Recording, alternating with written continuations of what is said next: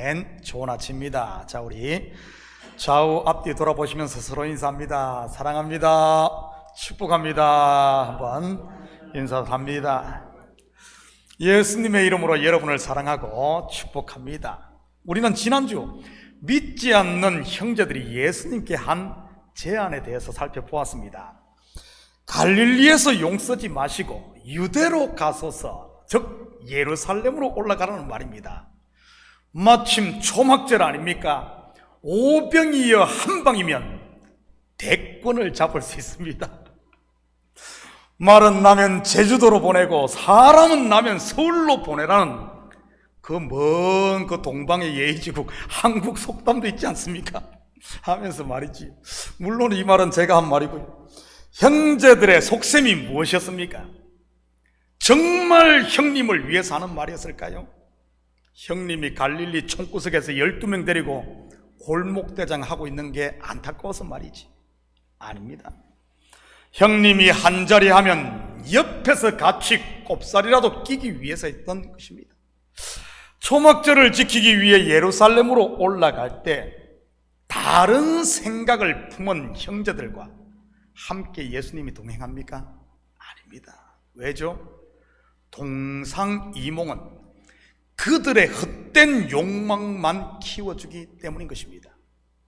동상이몽이 뭐죠?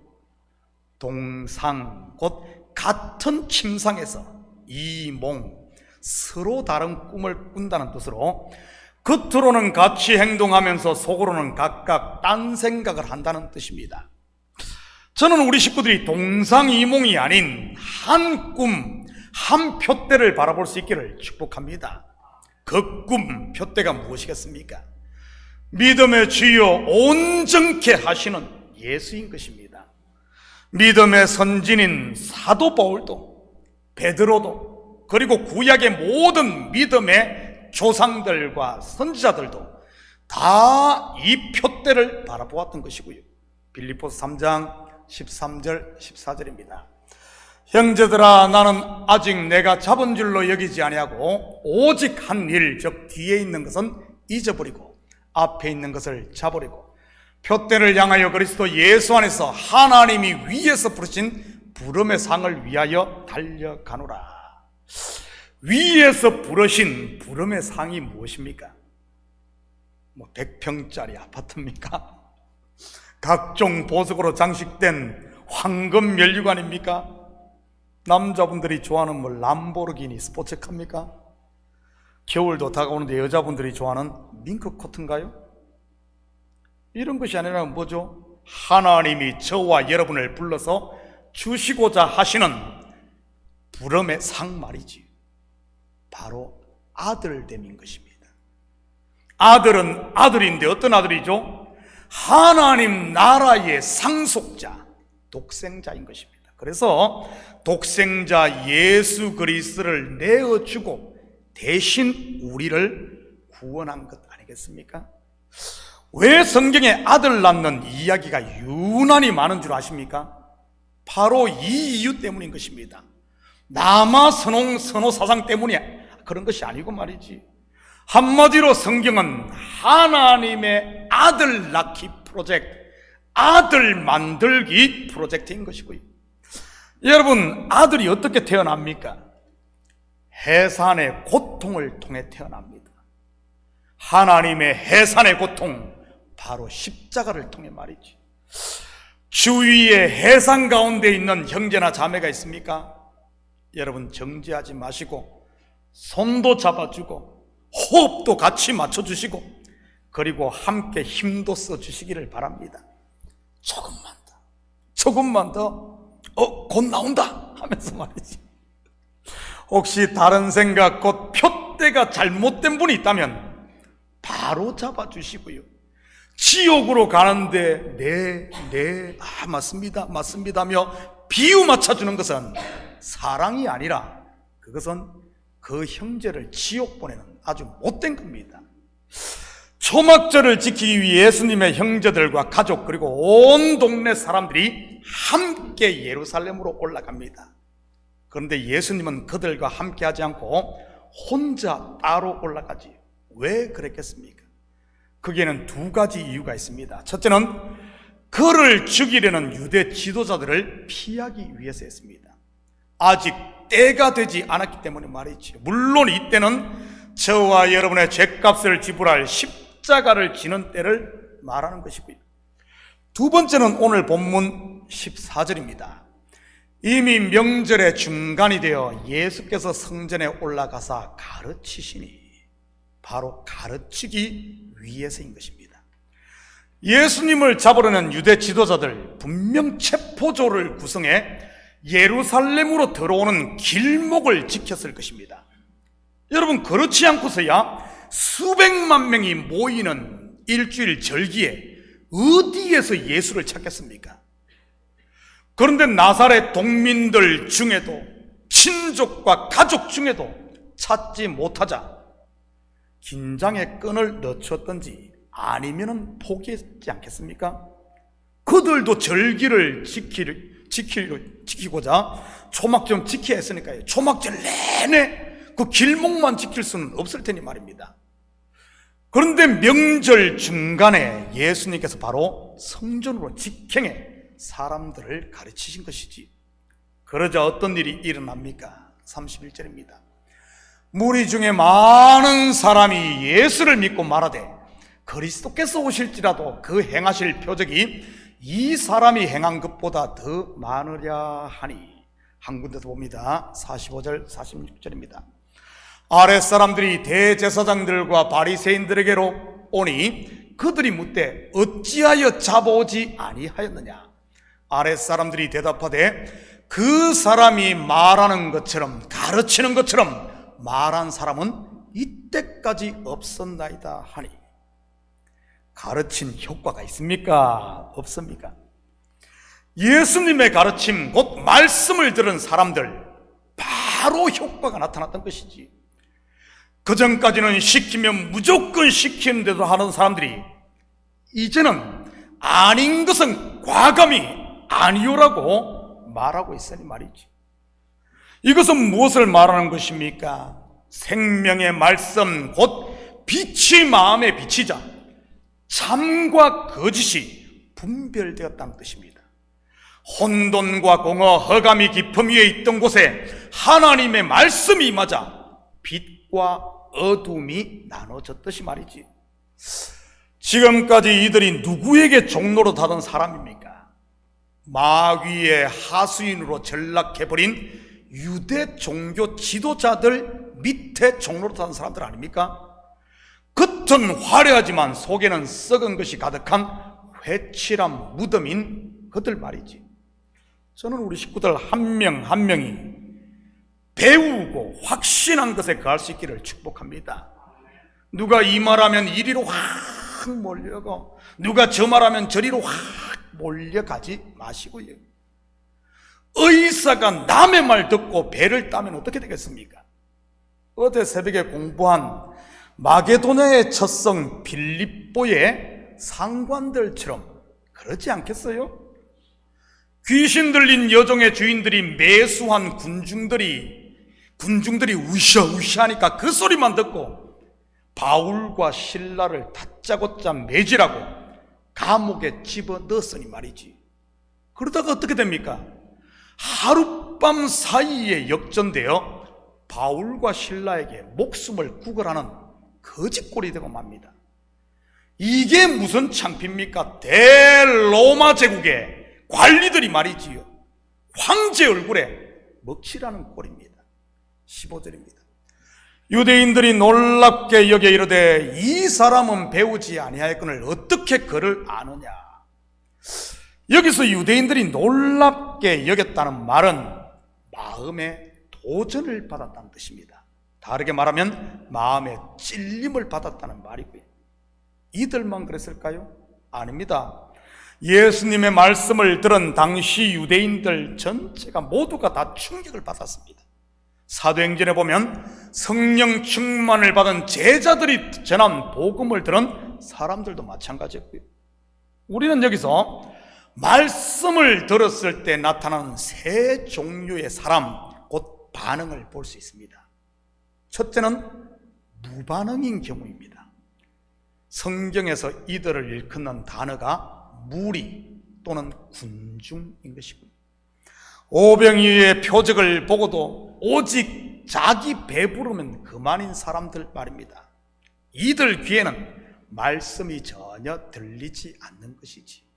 예수님이 오병이에 설명하자 다 그냥 떠나지 않습니까? 귀가 있어도 듣지 못하고 눈이 있어도 보지 못하는 백성들인 것이지. 요한복음 10장 4절 5절입니다. 자기 양을 다 내놓은 후에 앞서가면 양들이 그의 음성을 아는 고로 따라오되 타인의 음성은 알지 못하는 고로 타인을 따르지 아니하고 도리어 도망하느니라. 한마디로 하나님의 양이 아닌 사람들 말입니다. 제가 일주일에 한 번 정도는 산책을 합니다. 우리 집이 205가인데 205가에서 출발을 해 크로체론 파크를 지나 크로스 아일랜드 파크웨이 바닷가 산책길을 따라 멀리도 가죠. 트로넥 브릿지 밑에까지 가서 저 옆에 골프장 옆길로 돌아 클리어브 골프장 옆길로 돌아옵니다. 그렇게 걸어서 그러면은 1시간 40분, 약 12,000보 정도 되고요. 그러면 다리가 뻐근하고 제대로 운동이 됩니다. 그래서 제 장단지가 천하장사 이만기 장단지 같은 거죠. 장단지가 굵다 보니 그렇잖아도 짧은 다리가 더 짧아 보여서 좀 그러시냐고요. 저는 발과 손이 좀 작은데 장단지가 굵다 보니까 스키 부츠나 아니면은 스케이트 부츠가 안 들어갑니다. 제 발 사이즈 맞추면 장단지가 끼어서 못해요. 그래서 보통 한 두 사이즈, 2인치 더 큰 사이즈를 신어야만 제가 신습니다. 그래서 또 그러면 발이 헐렁하니까 제가 제대로 못하는 거죠. 아무튼 산책을 할 때 크로체론 파크를 통과하는데 아침에 가면 큰 개들이 많게는 10여 마리 이상 모여 있을 때가 종종 있습니다. 아마 개 산책시키는 동호회인 것 같기도 하고요. 트로넥 브릿지 밑에도 그런 곳이 하나가 있는데 거기는 아예 개 운동장까지 마련되어 있습니다. 제가 개를 좋아해서 그곳을 지날 때마다 혀도 차고 하면서 또 휘바람도 불어 한 번씩 개들을 불러봅니다. 그런데 대부분의 큰 개들의 반응이 어떤 줄 아십니까? 쟤 뭐야? 꼭 이런 눈치예요, 꼭 이런 눈치.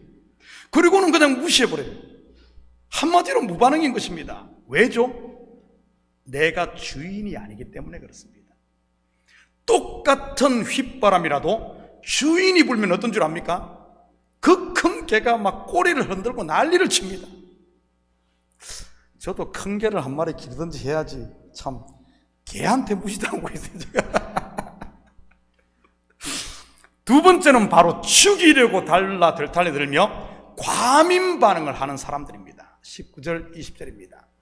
모세가 너희에게 율법을 주지 아니하였느냐? 너희 중에 율법을 지키는 자가 없도다. 너희가 어찌하여 나를 죽이려 하느냐?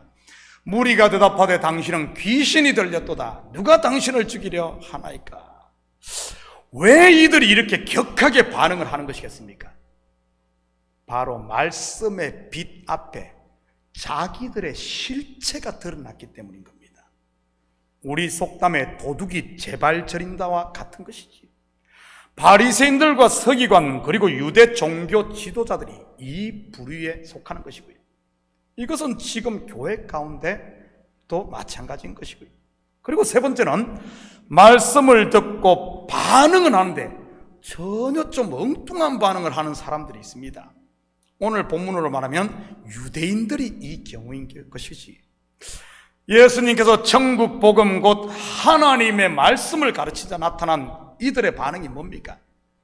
이 사람은 배우지 않았는데 어디서 글을 알지입니다.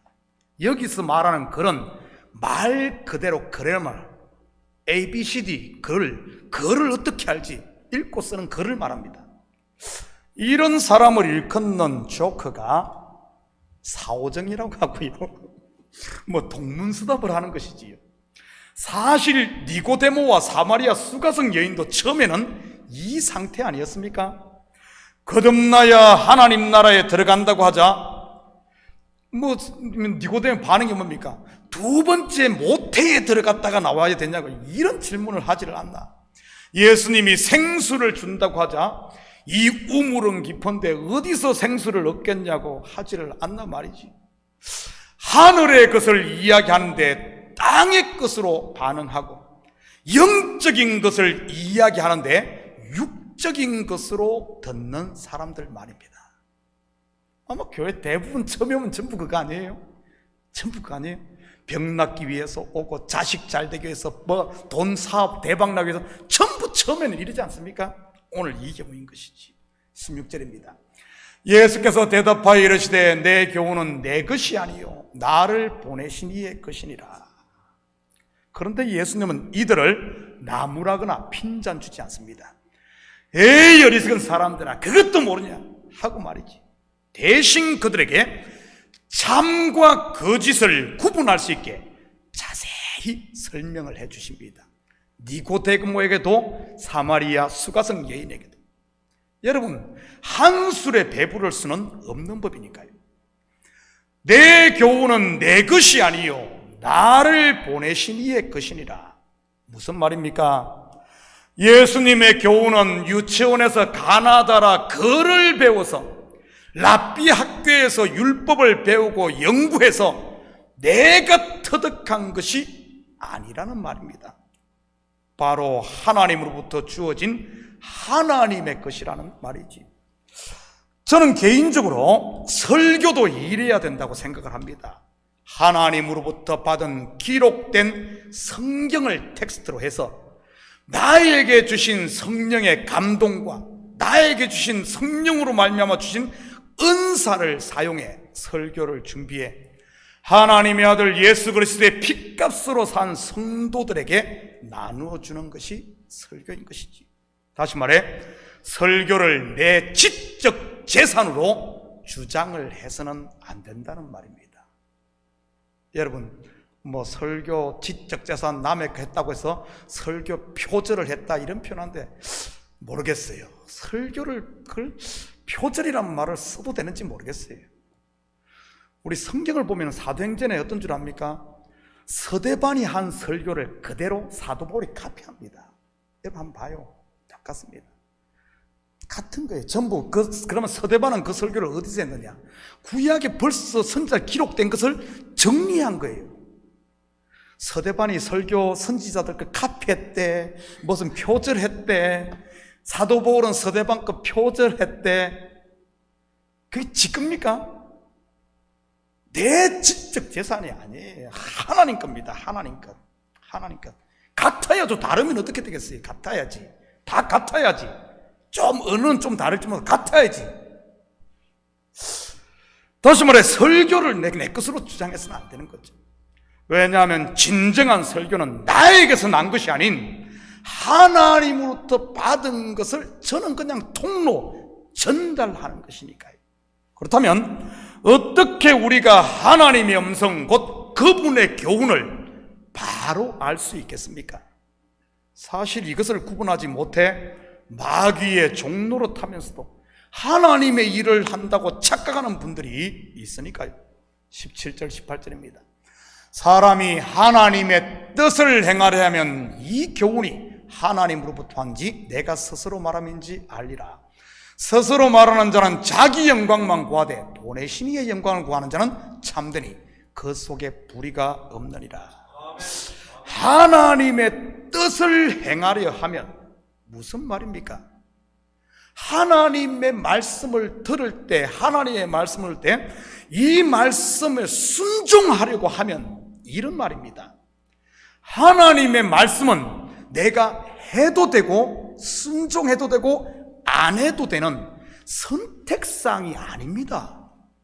다시 말해 내가 취사 선택을 할 수 없다는 말입니다. 오직 아멘, 오직 예만 있어야 된다는 말이지. 고린도서 1장 20절입니다. 하나님의 약속은 얼마든지 그리스도 안에서 예가 되니 그런즉 그로 말미암아 우리가 아멘하여 하나님께 영광을 돌리게 되느니라.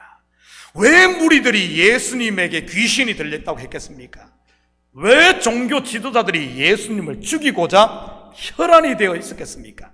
근본적으로 보면 예수님의 교훈이 하나님으로부터 왔는지 전혀 알지 못했기 때문인 거예요.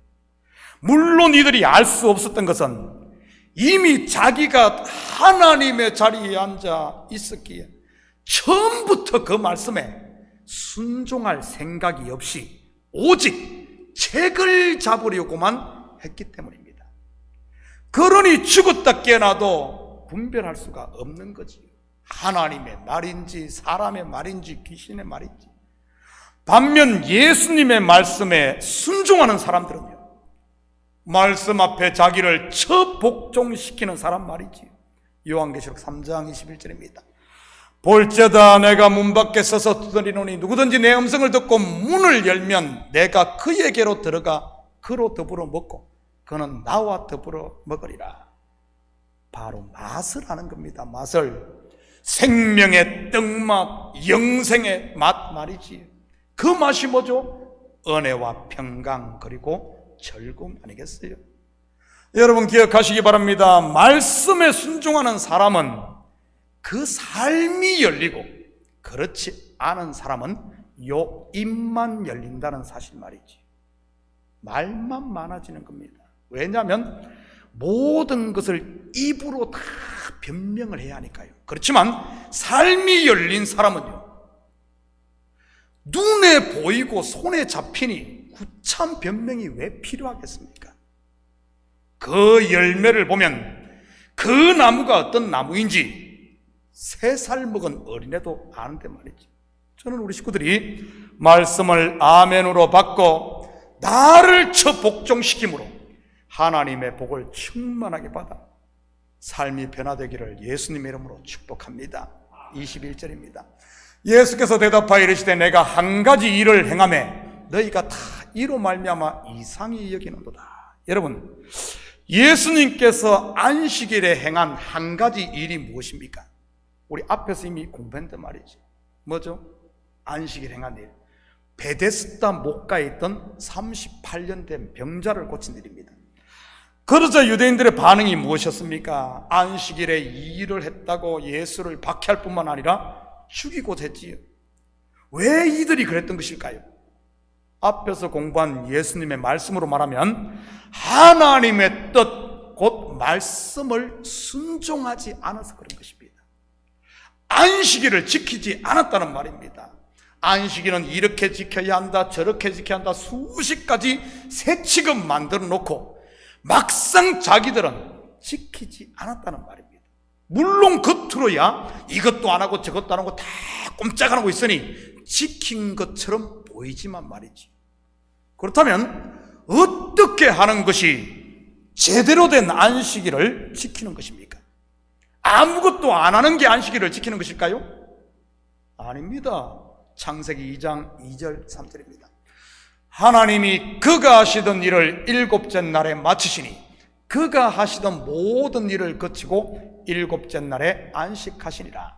하나님이 그 7째 날을 복되게 하사 거룩하게 하셨으니 이는 하나님이 그 창조하시며 만드시던 모든 일을 마치시고 그 날에 안식하셨음이니라. 바로 하나님의 안식에 참여하는 것이 안식일을 지키는 겁니다. 주신 복을 누리는 걸 말이죠. 안식일을 복되게 했으니 그 복을 누리는 겁니다. 그렇다면 38년 동안 병에 눌려 살던 병자가 어떻게 하나님의 안식에 참여합니까? 그 눌린 병에서 해방되는 겁니다. 그렇다면 그 병자를 고친 예수님은 어떻게 안식에 참여합니까? 예수님에게 주어진 짐 뭐죠? 곧 병자를 치유하고 죽은 자를 살리는 그 짐을 벗어놓을 때 안식하는 겁니다. 하나님이 다시 말해 병자를 치유해 자유케 함으로 예수님은 하나님의 안식에 참여하는 겁니다. 예수님이 안식일에 병자를 고친 것은 안식일을 어긴 것이 아니라 오히려 안식에 참여한 곧 안식일을 지킨 것이지. 왜냐하면 예수님은 안식일의 주인으로서 안식을 주러 오신 분이기 때문에 말입니다. 유대인들이 정말 안식일을 지켰다면 하나님께서 행하신 한 가지 일을 보고, 예수님께서 한 가지 일을 보고 어떤 반응이 나왔겠습니까? 이상히 여길 것이 아니라 그를 영접했을 겁니다. 그 안식에 참여하는 것 말이지. 그것이 곧 하나님의 안식에 제대로 참여하는 것이니까요. 여러분, 이 시대 똑같습니다. 어떻게 안식일을 지킵니까? 예수 그리스도를 영접하고 그 안식에 참여하는 겁니다. 주일날 돈 안 쓰는 게, 주일날 놀러 안 가는 게 안식 지키는 게 아니고요. 예수를 영접하고 은혜와 평강을 함께 누리는 겁니다. 24절입니다. 외모로 판단하지 말고 공의롭게 판단하라 하시니라. 무슨 말이죠? 말만 하지 말고 하나님의 말씀에 순종하라는 말입니다. 물론 이러한 순종은 나를 부인하지 않고는 절대 할 수 없는 것입니다. 주님이 내 마음에 들어오기 위해서는 지금까지 왕노릇하던 나라던 옛 주인을 버려야 하는 것이니까요. 여러분, 한 나라에 두 왕이 존재할 수 없는 법 아닙니까? 사랑하는 성도 여러분, 하나님의 말씀에 대한 여러분의 반응은 어떻습니까? 말씀을 들어도 크로체론 공원의 큰 개들처럼 마이동풍입니까? 내 실체를 폭로해 말씀 전하는 자를 찔려 죽이고 싶습니까? 아니면 말씀 앞에 나를 처복종시키고 아멘으로 화답해 그와 더불어 먹고 그는 나와 더불어 먹으며 우리 하나님의 즐거움에 참여합니까? 마지막으로 우리 성경 한 군데 같이 보고 마치도록 합니다. 야고보서 1장 22절에서 27절입니다. 저와 여러분이 한 절씩 나누어서 교독합니다. 너희는 말씀을 행하는 자가 되고 듣기만 하여 자기를 속이는 자가 되지 말라.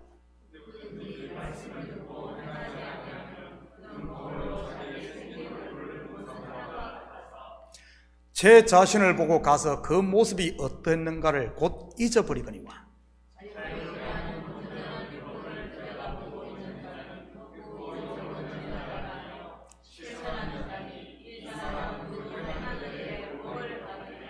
누구든지 스스로 경건하다 생각하며 자기 혀를 제갈 물리지 아니하고 자기 마음을 속이면 이 사람의 경건은 헛것이라.